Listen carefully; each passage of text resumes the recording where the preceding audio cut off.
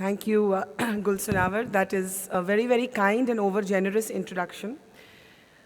I must tell you that when Roshni came and told me about this wonderful institute and all of you, uh, it was a time when I was feeling quite depressed about everything that was happening around us. You know, when you work in the news business, somehow you get exposed more to the bad stuff than the good stuff. And it had been a long time since I felt any optimism and hope. But when she told me about the magic, in a sense, of Vidya Gyan and the stories of all of you, after so long, I actually felt that optimism and hope that I had forgotten. I had forgotten that I could even feel that. So thank you, Roshni and Vidya Gyan and all the dignitaries on the stage. But most of all, thank you to the wonderful young people sitting here for making me feel hopeful about India again. I think that is already your biggest contribution. आपके माँ बाप यहाँ हैं, दूर दूर के गाँव से आप लोग यहाँ आए हैं. सबसे पहले मैं आपको दाद देना चाहती हूँ कि आपने एक हिम्मत दिखाई. हम एक ऐसे देश में रहते हैं जहाँ पर लड़कियों को खासकर कई बारी जन्म से पहले मार दिया जाता है. अगर वो पैदा होती हैं तो लड़कों को ज़्यादा स्कूल भेजा जाता है, लड़कियों को घर का काम कराया जाता है. मुझे बहुत बहुत खुशी है खासकर कि आप लोगों ने हिम्मत की कि अपनी छोटी बच्चियों को एक रेजिडेंशियल स्कूल में घर से दूर जाने के लिए आपने उनको एक तरह से वो फ्रीडम दी.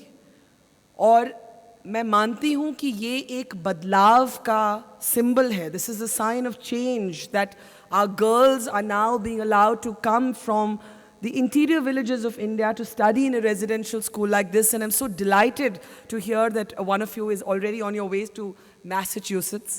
मैंने एक word का इस्तेमाल किया, freedom. 27 साल पहले, 27 years ago, I was a student like you. I studied at a school called Modern School in Delhi.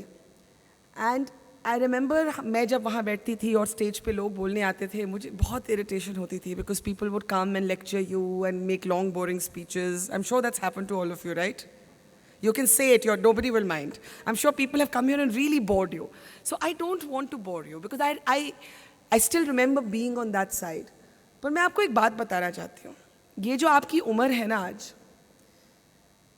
this is that time, that stage in your life when I promise you, you can be anything you want, you can do anything you want, you can be the Prime Minister if you want to, you can be Mr. Subramaniam if you want to, you can be on television, you can be in education like Shiv and Roshni, you can be in art like Kiran Nadar, you can be a farmer, you can be an astronaut, you can be a musician, you can be anything you want.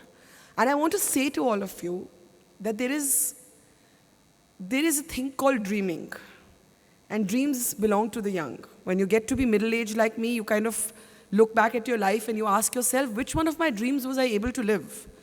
And you don't want to die with a sense of regret, right? You don't want to die with a sense of your deepest dreams never having been followed. I believe that when I think of myself in school and I look at you in school today, जब मैं अपने बारे में सोचती हूँ, मैं भी अपने बारे में सोचती थी. I just heard Mr. Shiv Kumar saying he's a middle class boy from Bangalore. I'm also a middle class girl. I came from a strongly middle class family. We didn't have too much money, ordinary professional household. लेकिन जब मैं सुनती हूँ कि किस background से आप लोग यहाँ पहुँचे, तो मुझे लगता है कि मेरी ज़िंदगी तो कितनी आसान थी और मुझे लगता था कि कितनी मुश्किल है. लेकिन जिस स्ट्रगल से, जिन हालातों से आप उभर कर यहाँ पर आए, मेरे हिसाब से आप ऑलरेडी अपनी ज़िंदगी का सबसे बड़ा इम्तिहान पास कर चुके हैं. और वो क्लास 12 एग्ज़ाम नहीं है, वो ज़िंदगी का एग्ज़ाम है. You have already passed the most difficult lesson of life. Everything after that is going to be easy. Everything after this moment is going to be unbelievably easy. I just want to talk a little bit about what I said in the beginning, why you gave me a sense of hope. Sometimes when we look at our country, we look at the headlines, we look at the kind of quarrels that people have with each other. We're in Dadri. Not far from here, a man was killed over rumors that he had beef in his house. He did not. In a state of Gujarat, 4 Dalits were thrashed because they were skinning dead cattle, which their caste has actually imprisoned them into doing. Once again, rumors around what they ate. At other moments, I see quarrels over religion. At other moments, you see quarrels over other identity issues. And you say to yourself, what sort of modernity are we talking about if we are still quarreling over what we can eat, what we should wear, over the fact that we have locked in millions of our people into oppression by virtue of the caste they were born into, and then when they do what they were not choosing to do but were forced to do by institutional discrimination, they are thrashed and assaulted for it, even though each one of us wears leather, but we're assaulting the people who are actually working in the leather industry. It makes my head hang in shame. And then I think there's only one thing that can take us above these fault lines of caste, of creed, of gender, of religion, of economic discrimination, of the rising, galloping economic inequality, and that is education. There is nothing else that can create a level playing field and give confidence to our people.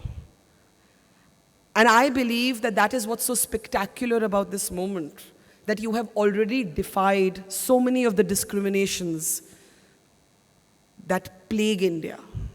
And that is why I feel as an Indian so proud of all of you today. And I think everybody at Vidya Gyan should feel so proud for giving us a model by which we have neither gone the route of caste quotas, we have not gone the route of gender quotas. I know that it was explained to me that there's a marginally different cutoff for admitting girls, but after that you're on your own. And after class 12, you're all going to be on your own. There's going to be no benefactor, protective shadow over you. And that's how it should be. Because it's time to let you all out into the free world, and you're going to make it on your own now. And what is wonderful about this is that while politicians debate कि यहाँ कोटा करें, यहाँ reservation करें, किस community से vote मांगें, ये सब होता है ना राजनीति में. आप लोगों ने भी अपने गांव में, अपने घरों में देखा होगा. Here is a model that rises above it all and tells us that education can deliver an entire new generation of confident young leaders. So I want to say to you today that education has not given you just a degree. Education has not given you just a language or a way to talk in the world. Education has given you something that you will appreciate as you grow a little older, and that word is called freedom. ये आज़ादी शब्द आजकल काफ़ी controversial है. मैं कहना चाहती हूँ कि ये जो विद्या ज्ञान है ना, इन्होंने आपको असली आज़ादी दी है, वो आज़ादी सपना देखने की. Please dream and dream big, and may God bless you all.